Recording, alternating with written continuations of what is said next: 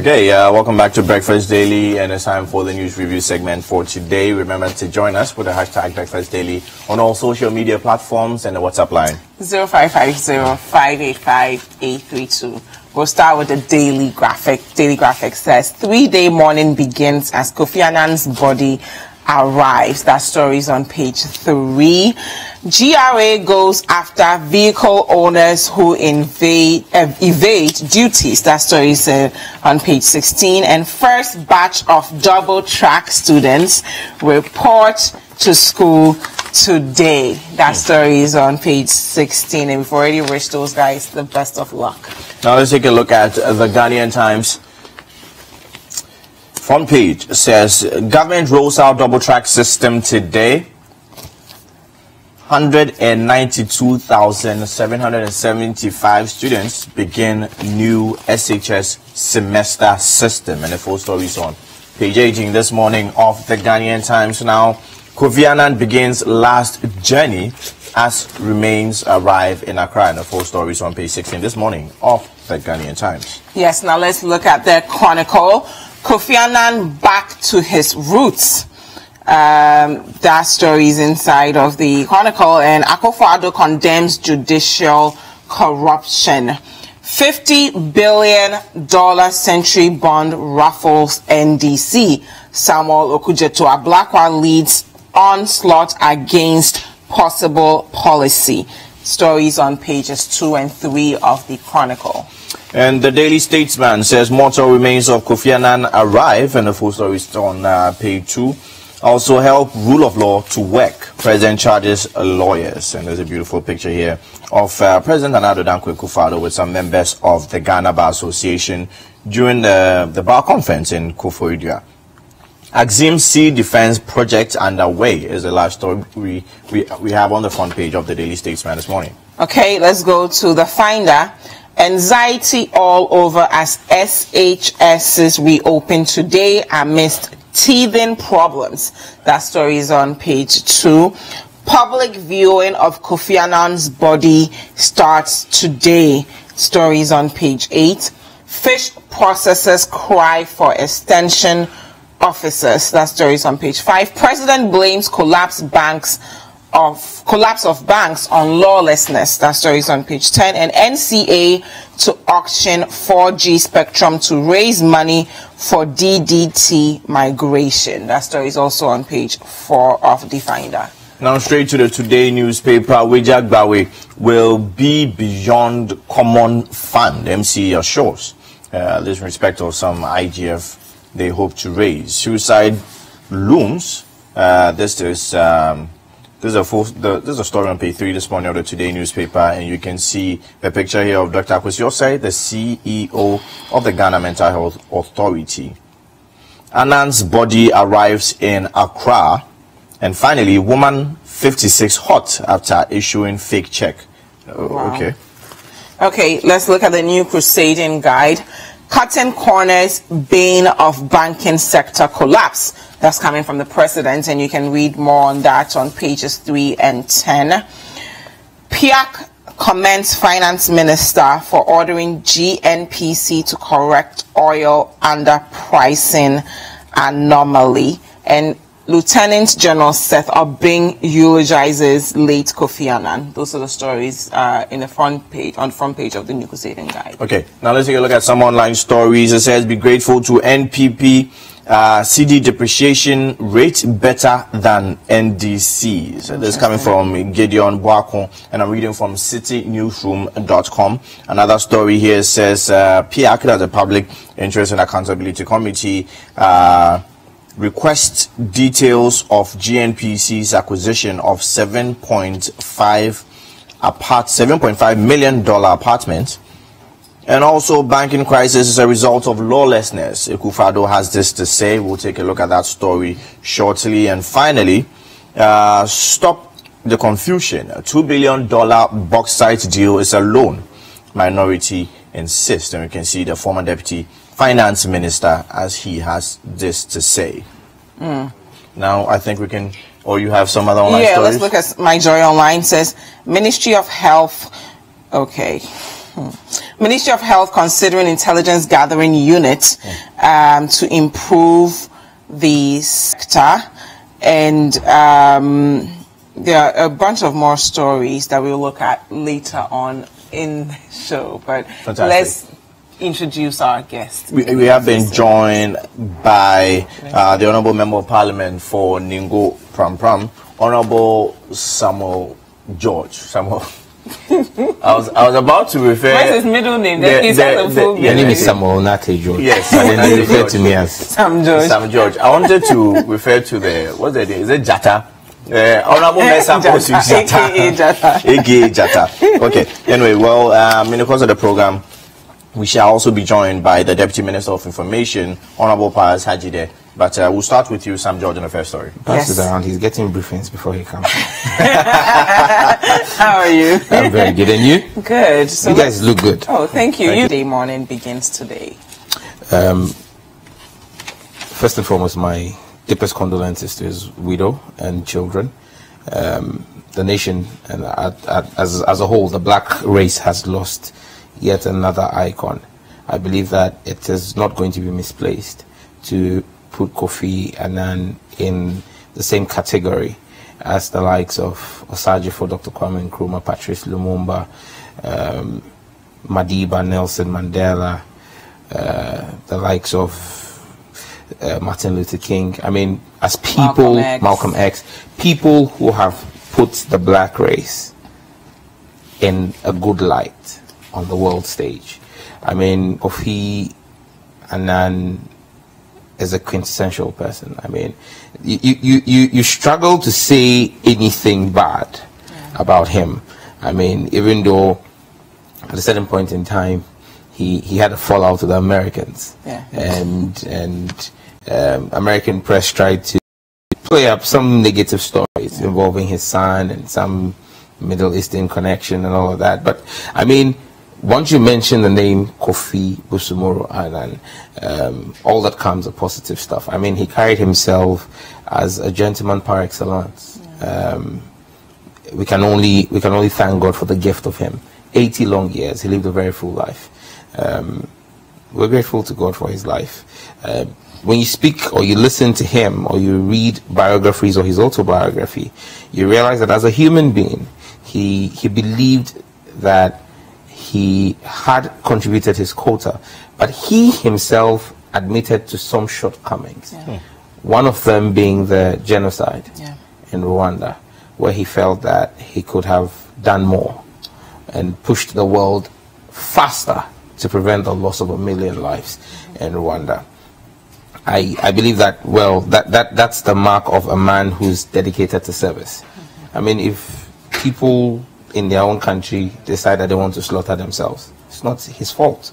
He could have tried his best to get the world to see it. If the world did not see what he saw, if he did not get the requisite briefing at the time to enable him move the world in the right direction, I won't hold him responsible for that. Well, respectfully, people in Rwanda actually, some people preempted the genocide and they wanted it to be stopped in the beginning, but the UN took a while to step in, right? So it's and that again comes back to the kinds of bureaucracy, because even though he may have been Secretary General at the time, there's a certain bureaucracy, and the UN as a body does not have a standing military. They do not have funding for interventions. When they need to do interventions, they need to get the Security Council to pass a resolution. And don't forget that even as it stands today, no African country has a veto power on the Security Council. No, well, we are not even in the Security Council. We're not there. We get invitations as and when. Once in a while, Ghana would come in there as an observer member. Nigeria will go in there. It keeps rotating around amongst African countries. I'd have loved to see maybe a possibility of a standing presence of an African nation there as one of his achievements. He couldn't have done it all. But again, the Rwanda thing in perspective, he would have had to get a Security Council with the 5 veto-holding nations to have accepted to pass a resolution without any of them vetoing it and provide the funding for a standing military. So again, you can't necessarily hold Kofi Annan responsible for the failings of the bureaucracy of the UN. You understand? And for me, so I've always said that people may want to look at that as one of the blips on his stellar record, but I believe that as an individual, he was Secretary General, but he was not CEO of a company he owned. Yeah. There are certain structures that he needed to go through and certain bureaucracies, and some of those things were the issues. The Americans chose to frustrate him because of his and you saw that even going into the American invasion of Iraq. Yeah. I mean, and his stoic resistance to it and the kinds of challenges he had. So you realize that people were not necessarily comfortable with some of his positions that he took. But I believe that posterity is a favorable judge of Kofi Annan's legacy. And it has indeed favorably judged them. We have indeed been joined by the Deputy Information Minister, Honorable Pius Hadzide. Good morning. Welcome to Breakfast Daily. Yeah, before you came, Honorable Sam George was saying that you were taking some briefing to come and face him. So and now you have finished. Welcome to Breakfast Daily. I hope you're ready for the Jata. No, that's fine. Thank you for having me, and thank you to my colleague. One of the duties of Information Minister is to speak to as many media houses as possible. And on a day like this, you can only imagine that from across the world, media houses will be wanting to engage with you and to find out. I was actually on the phone with a radio station from London. Okay, but let's get to Kofi Annan. Honorable. So big Thank you very much. Let's discuss the life of Kofi Annan, please. I am the people's servant, so we are here to serve. And I think that Kofi Annan, we don't need to rewrite the history. I mean, this is a household and a profound name, without a doubt. And that is why I am excited that His Excellency the President, Nana Addo Dankwa Akufo-Addo, has granted approval that we should accord him a befitting burial, a state burial with full military honors, 17-gun salute, just 2 tiers below the line. Presidents will get 21, Vice Presidents will get 19, and Kofi Annan is getting 17. And I think that I am a proud Ghanaian at this moment. Mr. Annan was an able ambassador of this country. And yesterday, there was a beautiful and solemn reception of his remains at the Accra Kotoka International Airport. His Excellency the President again was in state. The wife was there, Auntie Rebecca. The Vice President, Dr. Mahmoud Bawumia, was there. Chief of Staff, Speaker of Parliament, members of Parliament, members of the diplomatic community, chiefs were all at the airports to receive the mortal remains, and His Excellency the President himself was there. The body was accompanied by Kofi Annan's wife, Nan Maria Annan, and the children, Kojo and Amma, and there's a third one.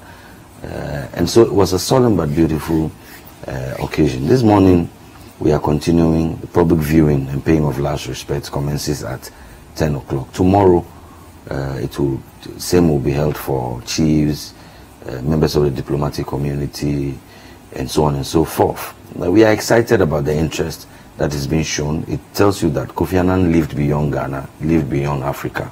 As I speak to you, the Emir of Qatar is on his way to Ghana for the funeral. A former queen of the Netherlands is on his way. The President of Zimbabwe, His Excellency Mnangagwa, is coming. Liberia is coming. Namibia is coming. Ethiopia is coming. Cote d'Ivoire is coming. So beyond the list as mentioned by the Minister, do we have other people? Yes, and confirmation is still trickling. Okay. I mean, on my way, I'm getting notifications about people who are still expressing their desire and interest to come. And so we are preparing for not less than 20 heads of state. I mean, because there's huge interest in this funeral. So we can only appeal to the people of our country, especially around the International Conference Center. Because of the sheer numbers of dignitaries that are coming, we have had to tighten up security. We expect that the people understand and cooperate with the police people as we direct and redirect traffic and so on and so forth to be able to have a smooth festival. Again, His Excellency has also a funeral. Yes, His Excellency has also granted approval that flags must again fly at half-mast on Thursday in honor of them. And you recall that before, when the news broke, he gave a 1-week official mourning period, within which time flags flew at half-mast in the country and across all our diplomatic missions. Again on Thursday, we are repeating same. We are celebrating a man of huge renown. And I think that even as we do this, we should learn from his humility.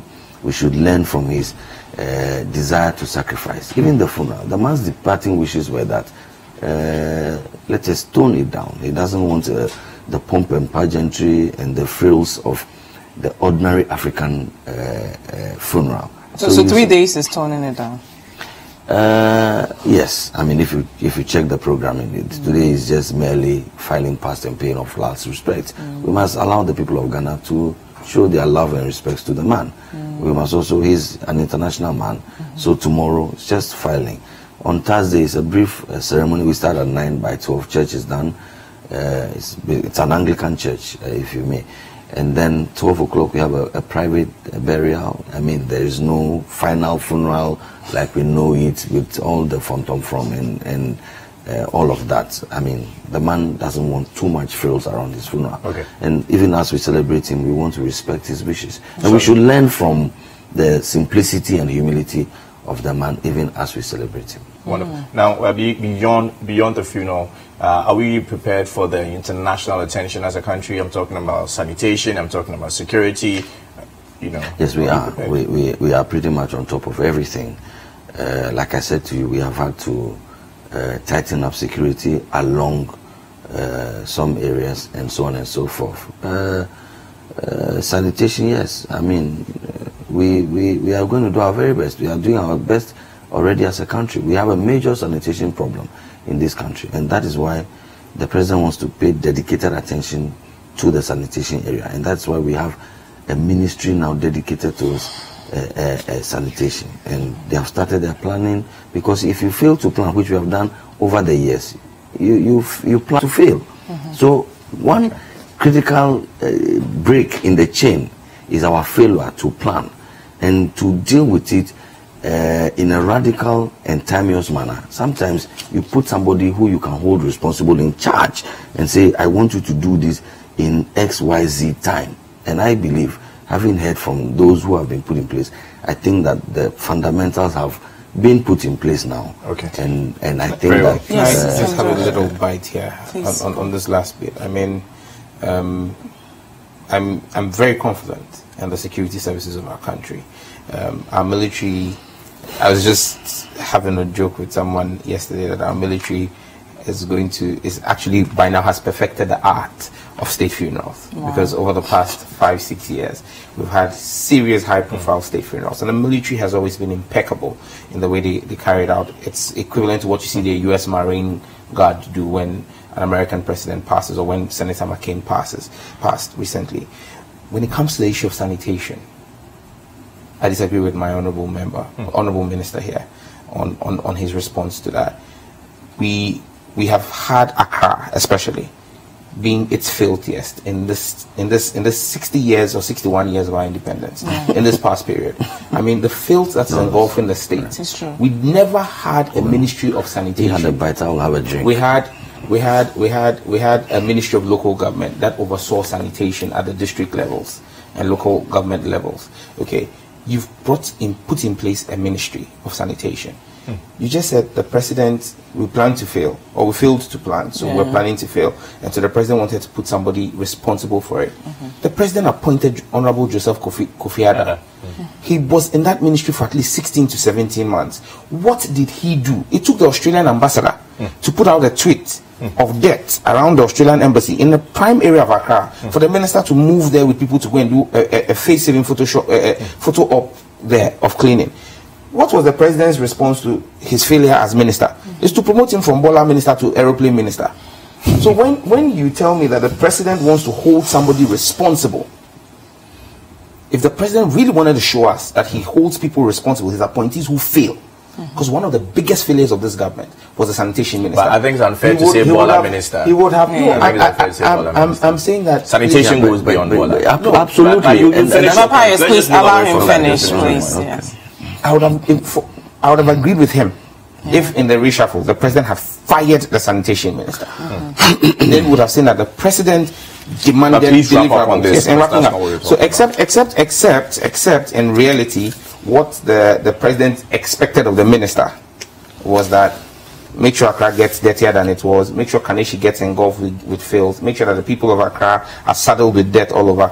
That's the minister excelled at, and that's why the minister got a promotion from Bola to aeroplane. No. I think you have repeated something that we said we shouldn't move sanitation from sanitation to airport. Thank you.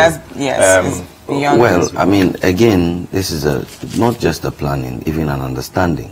I mean, and so if there's you a fail value to chain. understand I mean, if you then the planning becomes then the planning even becomes problematic. You see, because the solid waste that we see is only a small part of the sanitation value chain. Yes. And so But it's the most important.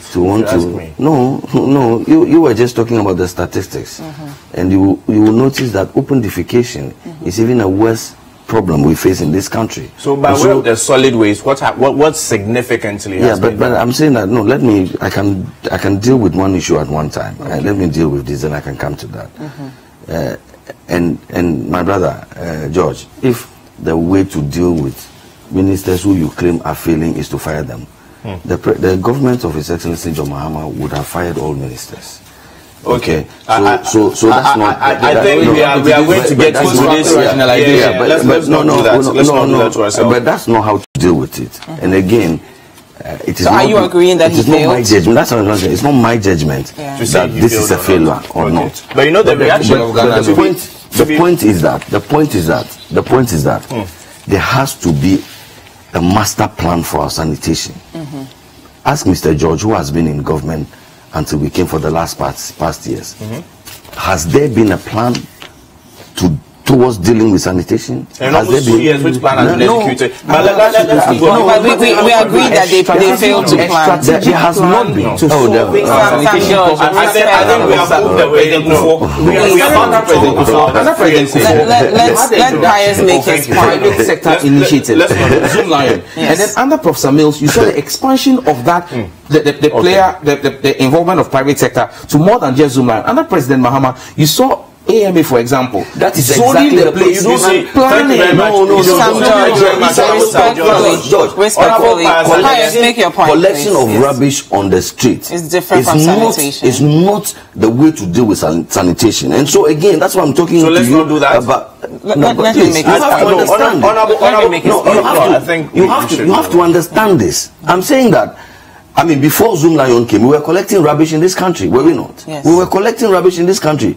There was a policy, at a point we even had sanitary inspectors. There was a plan that was truncated at a point. I'm saying that we have to go back and have a full plan. You can put trucks on the street to be collecting solid waste, but that does not deal with the problem holistically. And I have said that we have spent some time trying to redo the framework. Thank you. So that we can do what after 4 years, you don't have and Honorable Sam George. But if you know what's going on is that at Circle, there's a report on citinewsroom.com. At Circle, if you walk on the lawns, then the AMA task force will force you to pick rubbish, as if we are back in the military era, which I think is very, very bad. Are you supposed to walk on the lawn? You're not supposed, but then you cannot be forced to pick rubbish. My brother, that's not entirely correct. I've had engagements with the AMA, and they have explained that if you drop rubbish, they ask you to pick it, and I think that we should encourage that. So it is not a question of worship, because I think you should confirm that.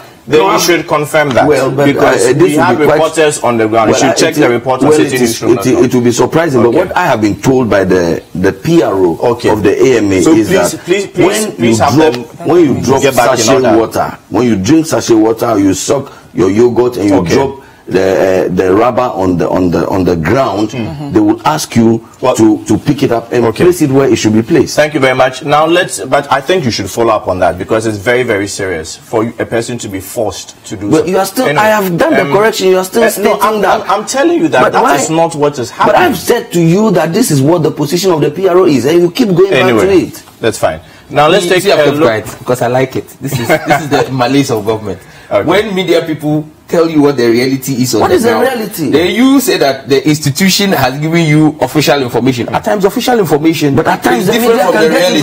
Okay, at times the media can get it wrong. So the media is wrong. That's what I'm saying. We're about to talk about the free SHS and the fact that the double track, you know, the first track of people are entering school today. Yes. So that's maybe good news, depending on which side of the argument you fall on. So we shall take a look. Yes, we'll take a look at that story immediately after this break. We'll go for a quick break. This is Breakfast Daily on Citi TV. Don't go anywhere. We'll be right back.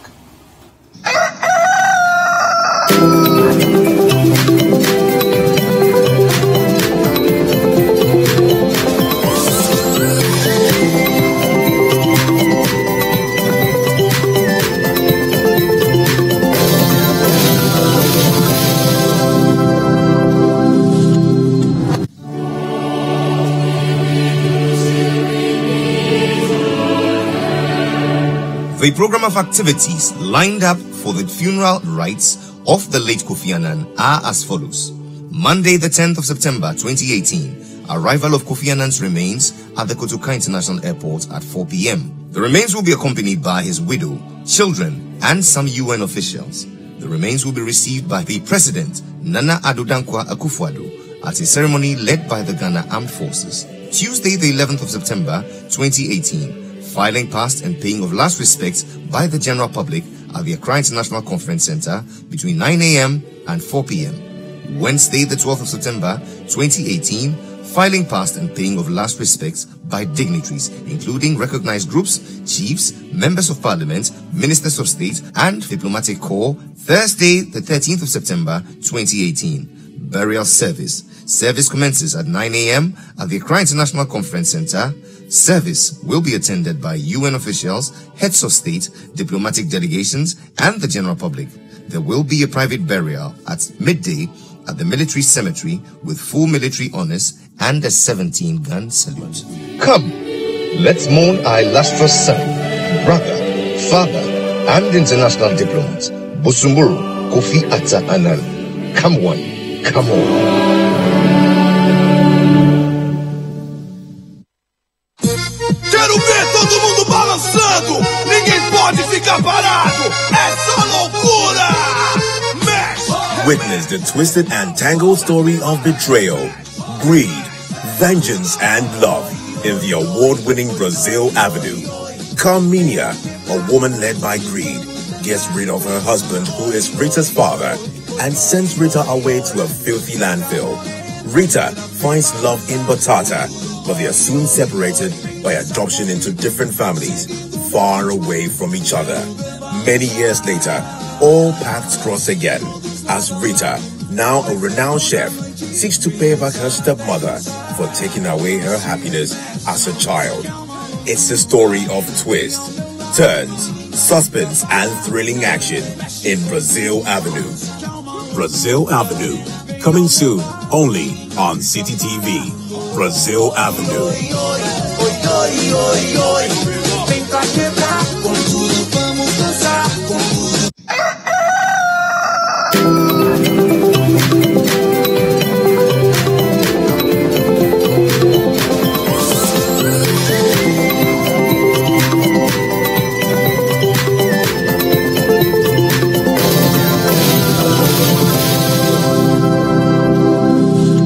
Welcome back. This is Breakfast Daily on Citi TV. Before the break, we discussed Kofi Annan's burial, his 3-day mourning that begins today.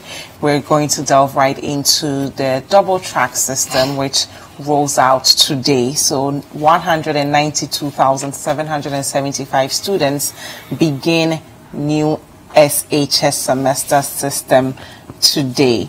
The first batch, who are referred to as the green track, will start now, and then the gold track will start in December. Honorable Pius, let's get your thoughts on it.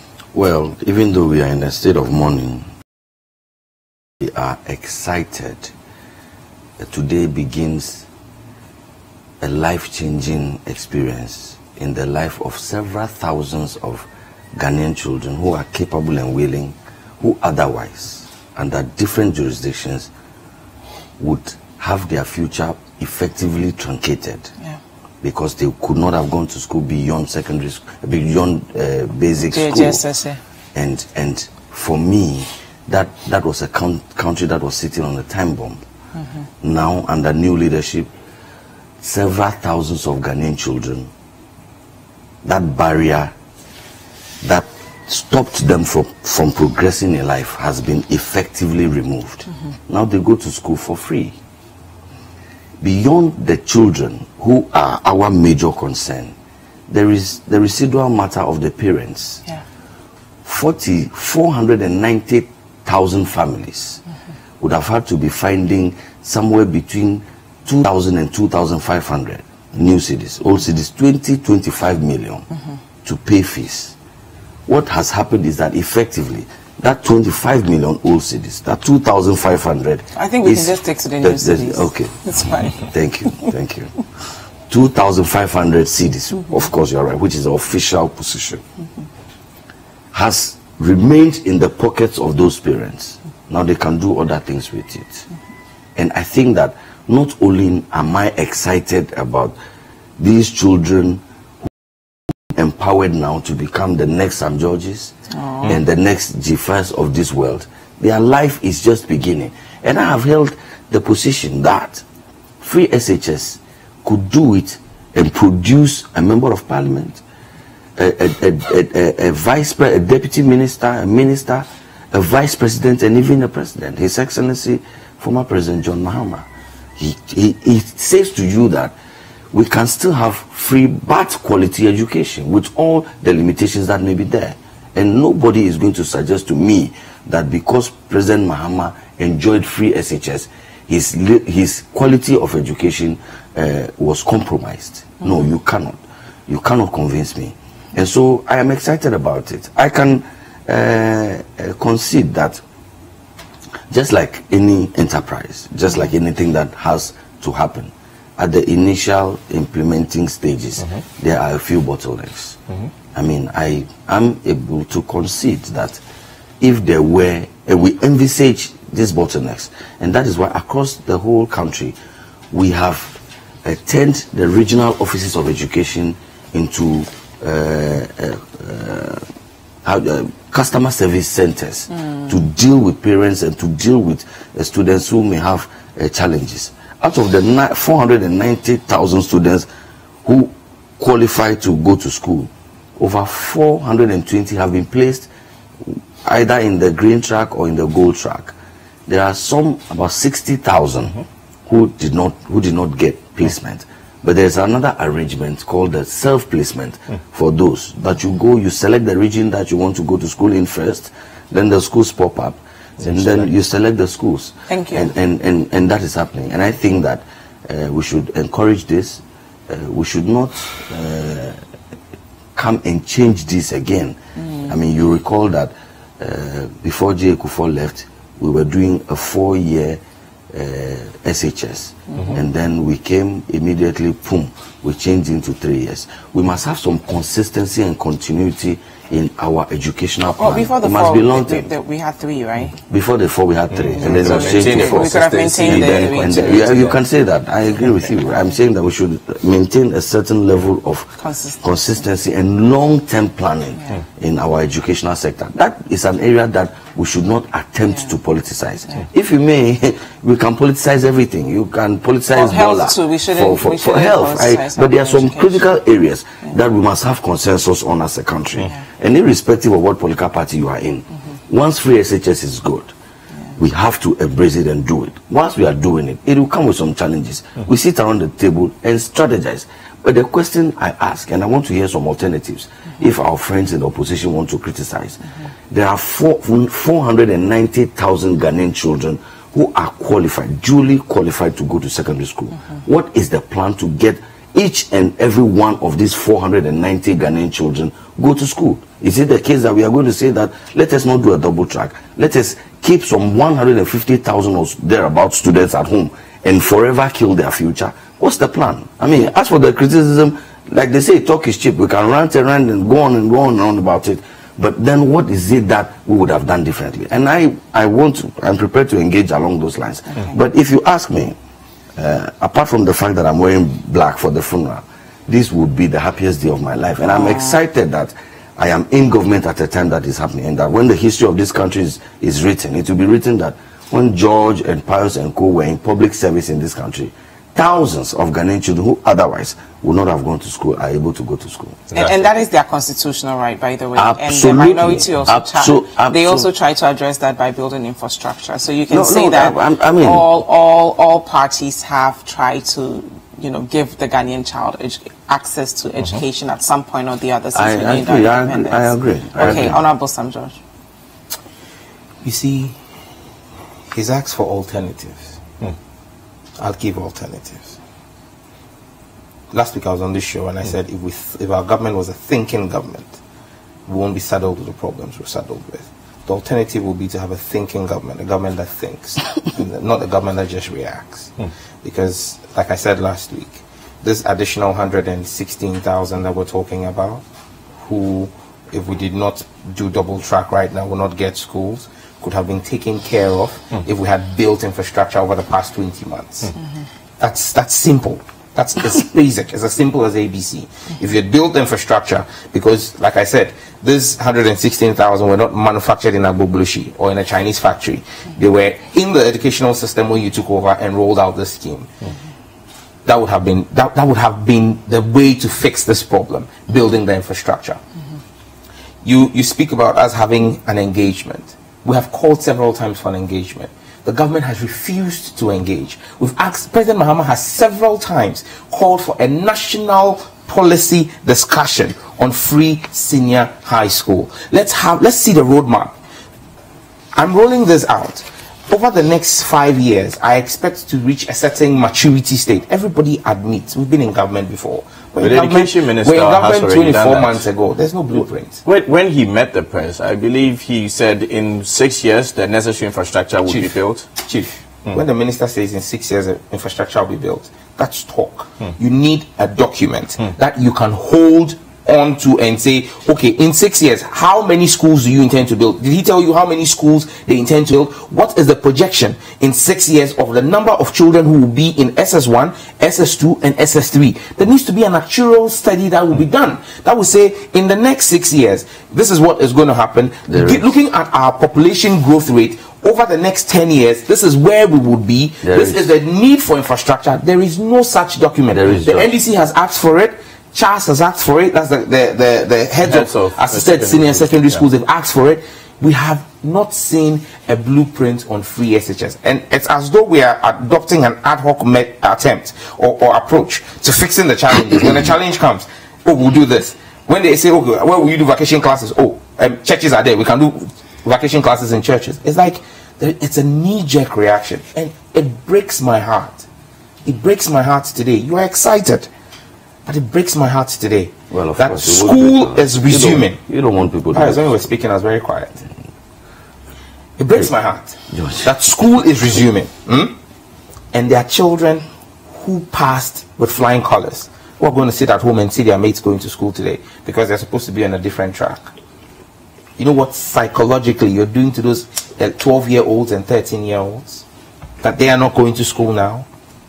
Which track is going to be superior? Now, the other 60,000 you speak about, yesterday I got calls from 2 parents saying to me that my child has passed with flying colors. I went and checked that first. He was placed in a school. Then when I wanted to go and print out, he's been taken off. I've gone to the Ministry of Education and I'm told that there is no placement for my child. I have to wait. I should come back next week. So that is a Ghanaian parent who is distressed. His child doesn't know where they are going to. Now, you sit here and make a very, very erroneous statement as Deputy Minister for Information and say that the 460,000 who are going into senior high school today, not all 460,000 are going into senior high school today, but all the 460,000 who you assume will go into school this academic year, you're going to have the next Sam George, the next Shifa, the next John Mahama. Which of us sitting... Very erroneous, and I'll show you why. Wow. I'll show you why. Which of us sitting here, which of the former presidents in this country or vice presidents that you mentioned achieved or arrived at that stage by virtue of secondary education? Only secondary education. You see, now let me tell you what we're doing with our educational sector. It's the kind of non-thinking that has plagued this nation.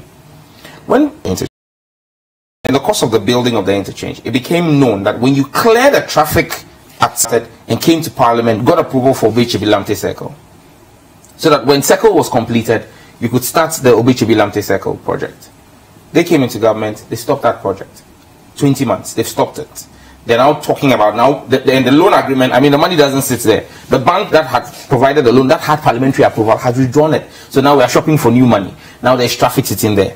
You're not thinking. You're not planning. Now you say that, oh, we have children in JHS. We want to give them a better life. So let's put all of them straight into SHS. Which SHS graduates today? There are people who have SHS certificates today. How many of them get a meaningful job to do? If you want to really affect the lives of people, it goes beyond senior high school. It goes all the way to tertiary education. Because even with tertiary education, and let's not forget, the statistics show that the number of children who get enrolled in our kindergarten schools, only 15% make it through a tertiary institution in this country. Would it have been better for them if they did not have secondary education at all? Chief, if you want to talk about the value of secondary education, do not give false hopes as a government spokesperson and say that the person is going to become a Jaffa or the person is going to become a minister. At least they have a better chance. You do actually. Look, and this is something I campaigned on in my constituency. Look, when you deal in rural constituencies, my constituency is cosmopolitan and rural as a mix. When you tell people that with senior secondary education, they have a better life, it is the most wicked lie you can tell any person. I respectfully don't agree. Well, and I'll tell you why. You know why? Why? Because I've seen many people. I've seen many people who say to me, "Oh, my child has finished school. He wants a job." And I ask him, "What degree does he have?" So, he's finished SS. What job am I going to get? But there are many jobs with the secondary school to have a qualification, life, bro. You will not let your child finish school at SS and say your child has finished school. No. You don't do that. You have a better chance. So let us not paint the picture to the Ghanaian people that when they have SHS, they are done. What job will they look? Citi as a media institution. How many we have some SHS people here. Is that the kind of life you want the ordinary Ghanaian to live? Thank you very much. Many of them don't want to go and have a degree. Thank you very much. Let us not limit education to senior high school. And when you take Article 25, which is the bastion of all this free SHS debate, 25B talks about free SHS. 25C, let's read that. It also talks about free tertiary education. Okay, now I want us to move on and to at this point, the next let me story. state that I disassociate myself from the decision of Professor Obri Damso and what is happening in KNUST with my alma mater hall, the University Hall, and our allied hall, Unity Hall. The mixture of those halls into mixed halls is an assault on tradition. Tradition is something that must stand. You cannot bring women into Katanga and into Unity and tell me that you want to increase female enrollment and then you take men into Africa Hall. What kind of thing is that? Tradition can be innovated as well. No, and I think the way we call libation, technology has not changed the way we call libation. Okay, Honorable Thank you very much. Honorable. I think what Pius was trying to make is, let me give you an example. Thank you very much, Honorable Sam George. Thank you very much. I'm getting out of order. Yes, you're all getting out of order. Thank you very much. Just for the benefit of our viewers, there are schools like Ashesi and other universities in Ghana that you can actually get a full ride to if you do really well in secondary school. So a child who may not have a chance to go to school, if they have the opportunity to actually attend SHS and they score really high and they perform very well, they can get full ride into universities. They can even be paid to attend university. So while it's not so we should encourage students to excel, take advantage of the opportunity and perhaps get into universities. But I do agree with you that we should think long term, because as it stands right now, 40% of Ghanaian youth can't find jobs. So if we are bringing so many people into the SHS system, we also need to think of job opportunities for them in the future. So I do agree that Pius, we should plan ahead so that we don't have a lot of young people unemployed in future. Now let's take a look at page 24 of the Daily Graphic. It says help build a law-based state. President Akufo-Addo tells judiciary, and there's in respect of this particular conference, that they were at the bar conference, other statements were made by the president. The president said that he has attributed many of the problems caused or that plagued the country to the disregard of law. So the banking crisis, and the president saying it's as a result of lawlessness. I'll start with you, Pius, on this really briefly. Well, I don't think that there can be much debate about that. I mean, and as president, he has to say these things. He has to lead from the front. And that is what distinguishes him from other leaders. And so there's little to say about that. Of course, on the Katanga issue, I want to agree with my colleague. You want to agree? With my colleague on that one. I mean, on the education, on the education thing, I mean, it was a disaster, and my brother will confess that. I mean, there was nothing to say. You're talking about building schools in less than a year, whilst you couldn't build schools in 8 years. They and built you're some. saying So that, what are you talking about? Listen, are we going back to that? This one is contentious. This one is about the lawlessness. And also, I want to ask you. I would have finished already. Okay, finish. Yes, I'm saying that they promised us to build 50 schools in each year. No, we did not. Okay. You are Deputy Minister for Information. The people of Ghana. Honorable Sam George. Please allow the people of Ghana know. Honorable The 200 schools that was divided into 1 year, we know. But I'm saying that, you see, the World Bank gave us some money to build some schools. We are able to build those ones. The GOG funded schools, they are all stalled. You couldn't build it. You also had 4 years, at least as president. But even as vice president, you had 4 years. Put together is 8 years. Okay? You couldn't build schools. No, I don't want us to go back to this. We should have waited. You said you'd have finished by now. In 12 months.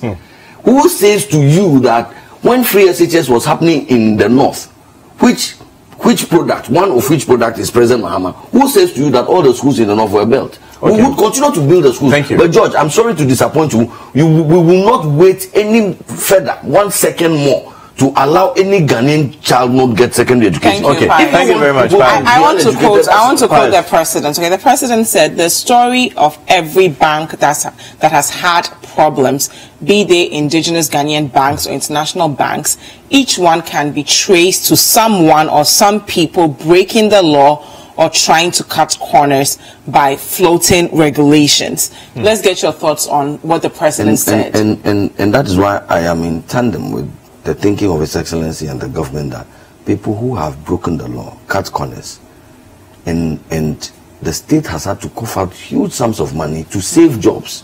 People, we have talked about job losses, but Jifa, brother, the critical part is that if the state had not intervened in the manner that it had intervened and had adopted the attitude of previous administrations, would have had another Piram, DKM, God is love. You know what jobs we would have been losing? Now we are talking about 2,700. I regret that. And I think that we should do more for them. We would have been losing over 6,000 jobs, because then all these banks would have gone under, would have lost those kinds of jobs. And so for people to be reckless, sometimes even deliberately break the law and so on and so forth, I think that this is a call to the law enforcement agencies to be more responsive and go after the people who clearly have broken laws. They must be punished. One of the things that came up from this conference, one of the questions from the Ghana Bar Association was, what is being done to resource the Special Prosecutor's Office? Well, as far as I'm concerned, everything that has to be done has been done. They have set up a secretariat. They have a board now. There's a deputy special prosecutor. I am not aware that requests have been made for support and has not gone. I mean, the president has shown clear commitment to fighting corruption. He has gone even into the opposition party, if you may, to pick a leading member to be a special prosecutor.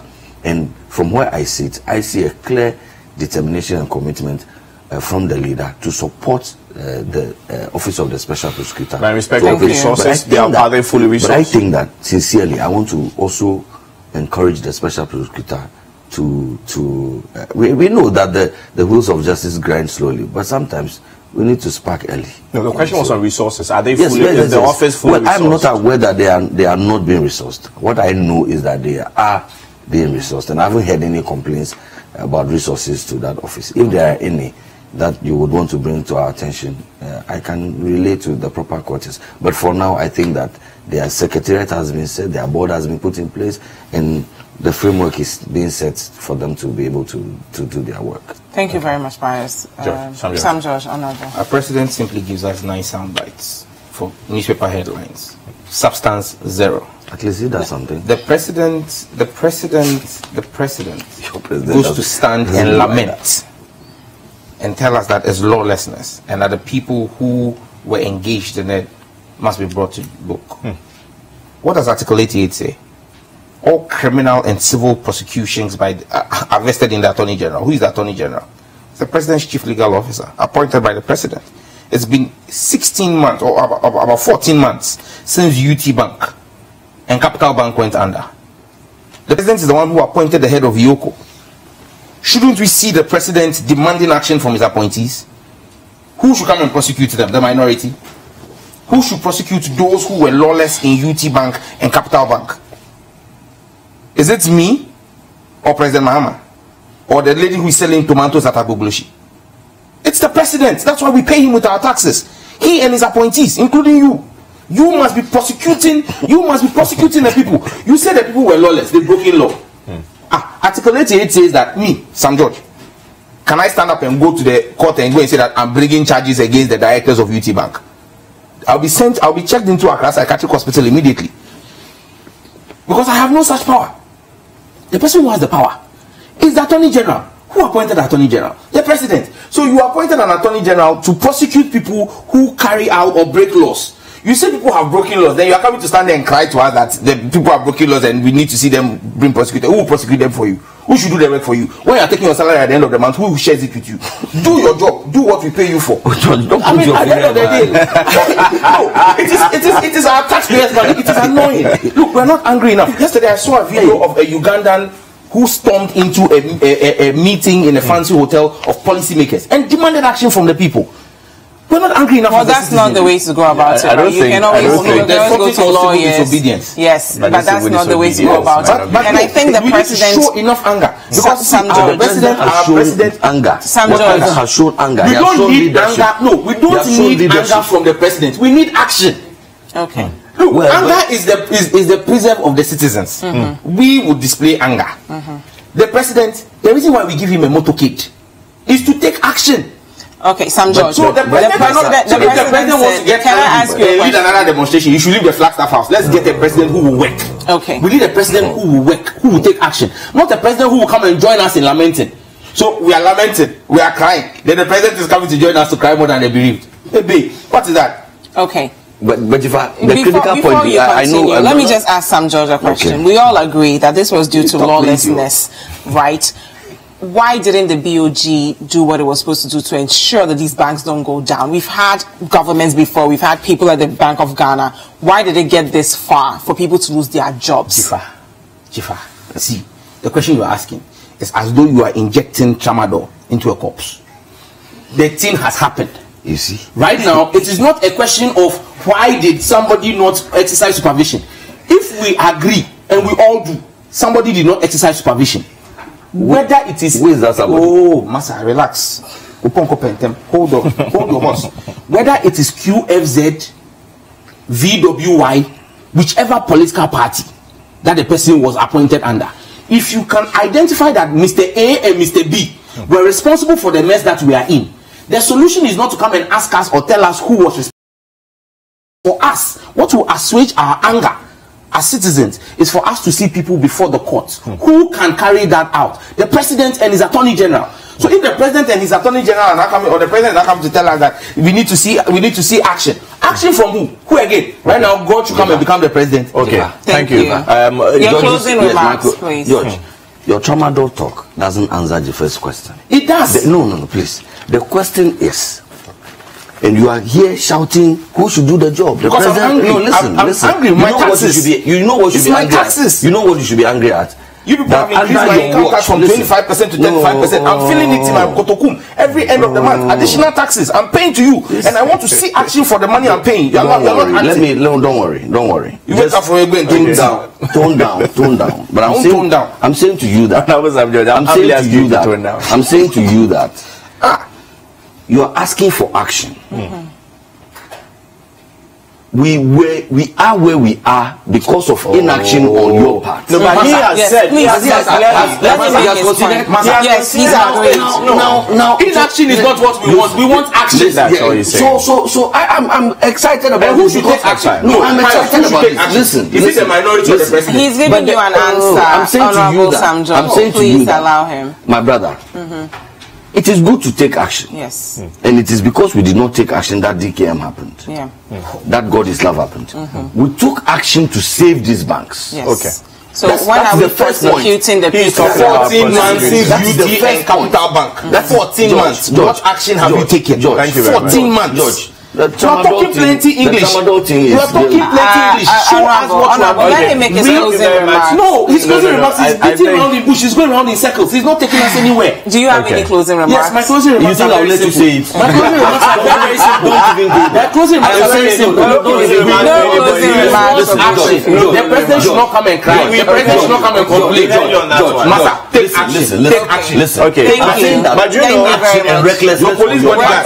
The police bodyguard that we gave you. Thank you very much. Honorable members, Honorable I Sam agree with you George on the statement of Conte and Katanga. You know, I don't agree with any of you on that. I think we need to innovate. Early this morning, I actually put you on Twitter. I think if you want more female, if you want more female, they should load more homes. I don't agree. I don't agree with all of you. You say you want. I don't agree with most of you. Bring females. I think. And you say you want more females, and you are putting men in Africa. Thank you very much, Honorable Pius Hadzide, who is the Deputy Information Minister, and Honorable Sam Thank you very much, guys. We'll be right back. Okay, we'll be right back. Now he's doing a toxicology analysis of my